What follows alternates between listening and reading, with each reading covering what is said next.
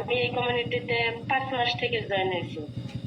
5 মাসের মধ্যে আমি নিজের রেজাল্টও পেয়েছি, মানে আমার ওয়েট লস, আমার আইডিয়াল ওয়েটে মানে এসেছি।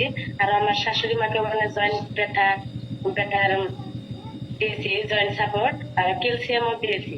আর আমার মেয়ে আছে বেবিকেও আমি ডাইটার শেক দিয়েছি। কিন্তু আমার তো বেবিকে মানে খিলানো হয় নাই, খাওয়ানো হয় নাই, কিন্তু ওর জ্বর এসেছে। আর যাকে আমি খাওয়াইছি কিন্তু ওর এবার জ্বর এসে নেই। মানে আমাদের এখানে আসামে সবারই জ্বর, মানে সিজারিয়ান চলছে। কিন্তু আমার ওই মেয়ে যাকে আমি ডাইনোসেকটা খেয়ে খাওয়াইছি, মানে তার জ্বর আসে নাই। আমি ওইটাই মানে নিজেরই মনে অনুভব করছি যে আসলেই মানে ঠিক ম্যাম যা বলছে ঠিকই বলছে। সম্পূর্ণ ডিসক্লেমার রেজাল্ট, কারণ তখন আমাদের ইমিউনিটি পাওয়ারটা ধীরে ধীরে ওরা বেড়ে যায়, আর যখন রোগ এসে ওকে আক্রান্ত করতে পারে না, সেটা অতটা হয় না, হালকার উপর দিয়ে যায়। আমি এখানে আসার 14 দিন হয়েছে। 14 দিনের মধ্যে ফার্স্ট আমি 6 days এর মধ্যেই 3 কেজি ওয়েট লুজ করছি।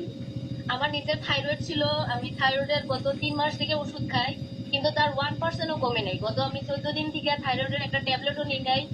আমার এত আলস ভাব ছিল, আমি দিনেও ঘুমাইতাম, রাইতেও ঘুমাইতাম, বলতে গেলে আমার 24 ঘন্টা ঘুম ধরতো। সেদিক থেকে আমি এখন এত ফ্রি, আমার বডি এত এনার্জেটিক। আমি এই 14 দিনে এত নিজেকে ফ্রি ফিল করি যে আমার ফ্যামিলির, আমি আমার দিদিকে, আমার দাদাকে, সম্পূর্ণ সবে যা যা আছে সবাইকে আমি এনরোল করছি। আমার দিদির থাইরয়েডের সিস্টার প্রবলেম ছিল, 2বার অপারেশন করছে, এখনো পেন রিলিফ পাই নাই, মাঝে মাঝে এখনো পেন করেই থাকে। তো ওইটার জন্য আমি দিদিকে এনরোল করছি এখানে, যে পেনটা যাতে রিলিফ পায়। আর আমি এখন ফিল করি যে আমি কেন আগে জয়েন করতে পারলাম না, হয়তো আমার দিদির অপারেশন টুকরা করতে লাগতো না। আমার ফিল হয় যে আমি কেন আগে আগে আসিনি, এই 14 দিনের আগে কেন আসলাম না।